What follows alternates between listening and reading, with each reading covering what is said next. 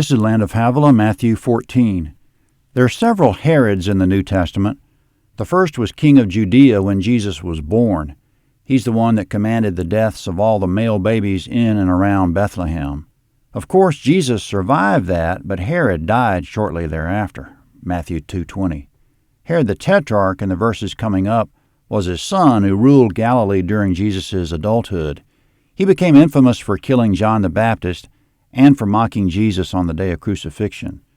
Coming up, Herod the Tetrarch is perplexed because he killed John the Baptist, but now he's hearing reports about Jesus, and he's wondering if Jesus is John the Baptist risen from the dead. Verse 1. At that time Herod the Tetrarch heard the report concerning Jesus, and said to his servants, "This is John the Baptizer. He's risen from the dead. That is why these powers work in him."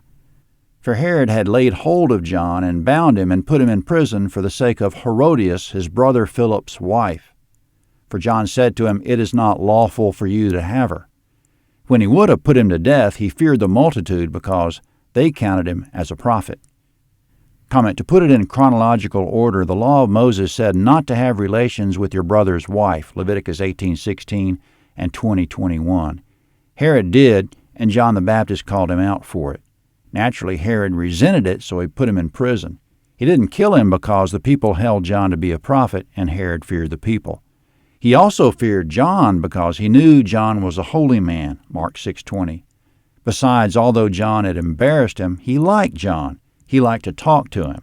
John thoroughly baffled him, but he enjoyed hearing him anyway, Mark 6:20, in the wording of the NET Bible.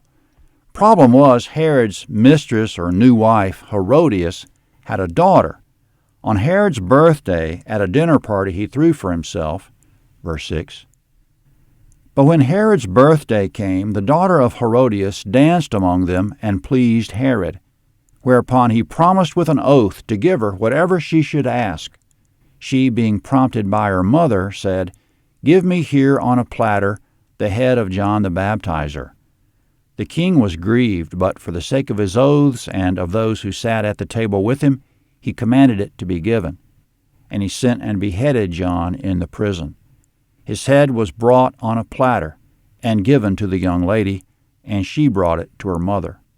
His disciples came and took the body and buried it, and they went and told Jesus.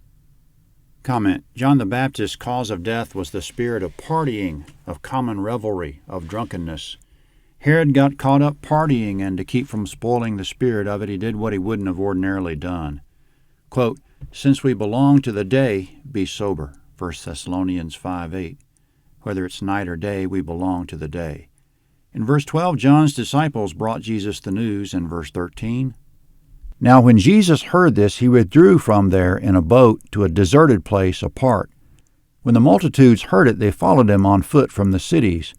Jesus went out, and he saw a great multitude. He had compassion on them and healed their sick."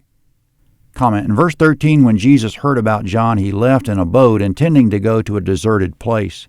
He wanted some time to grieve. From the parallel passages in Mark 6, John 6, and Luke 9, the crowds watched which direction Jesus and the disciples were going in the boat, followed on foot, and beat them to the region they were going.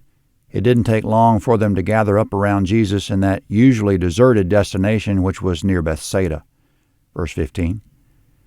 When evening had come, his disciples came to him, saying, "This place is deserted, and the hour is already late.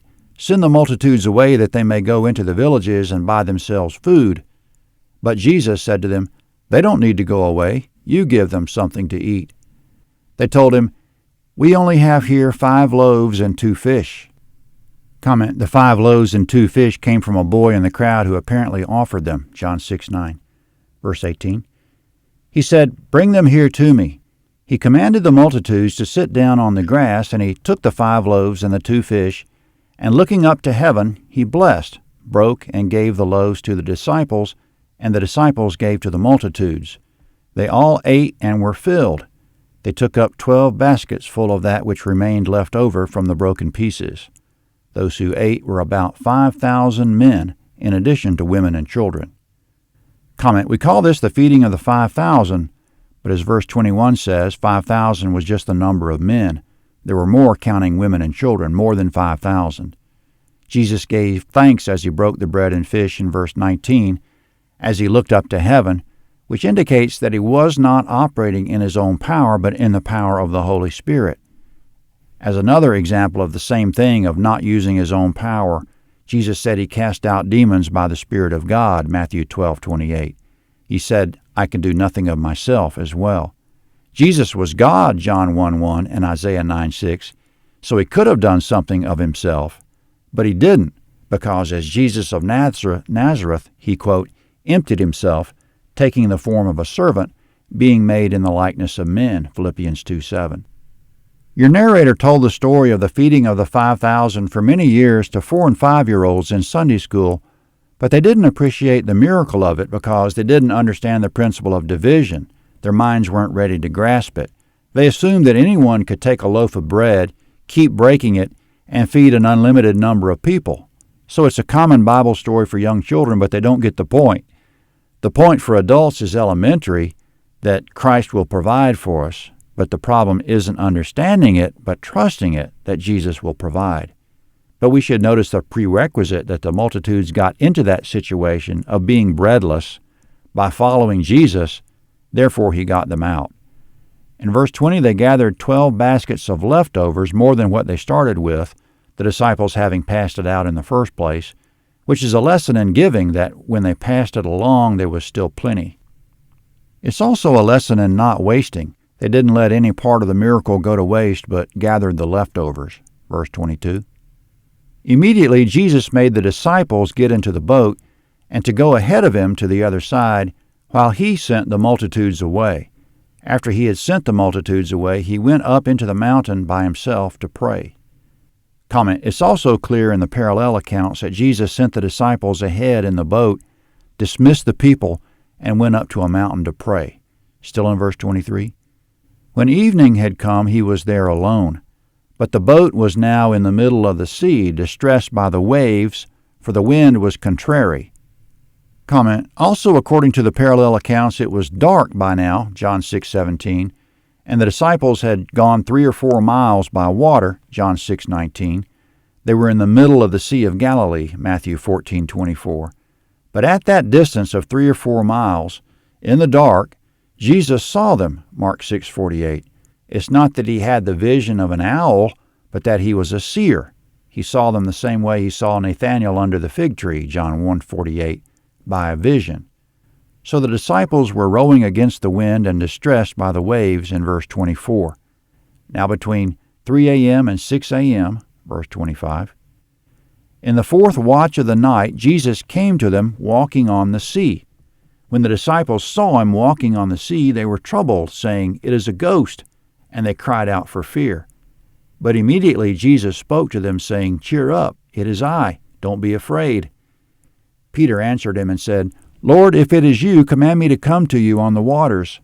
He said, "Come." Peter stepped down from the boat and walked on the waters to come to Jesus. But when he saw that the wind was strong, he was afraid, and beginning to sink, he cried out, saying, "Lord, save me." Immediately Jesus stretched out his hand, took hold of him, and said to him, "You of little faith, why did you doubt?" When they got up into the boat, the wind ceased. Those who were in the boat came and worshipped him, saying, "Truly you are the Son of God."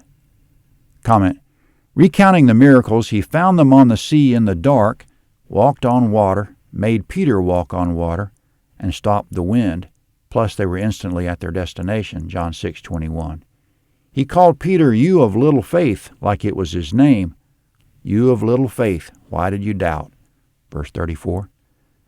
When they had crossed over, they came to the land of Gennesaret. Comment, Gennesaret's a fertile plain south of Jesus' home in Capernaum. Verse 35. When the people of that place recognized him, they sent into all that surrounding region and brought to him all who were sick, and they begged him that they might just touch the fringe of his garment. As many as touched it were made whole. Comment, Matthew 15 is next at landofhavilah.net, Matthew 15.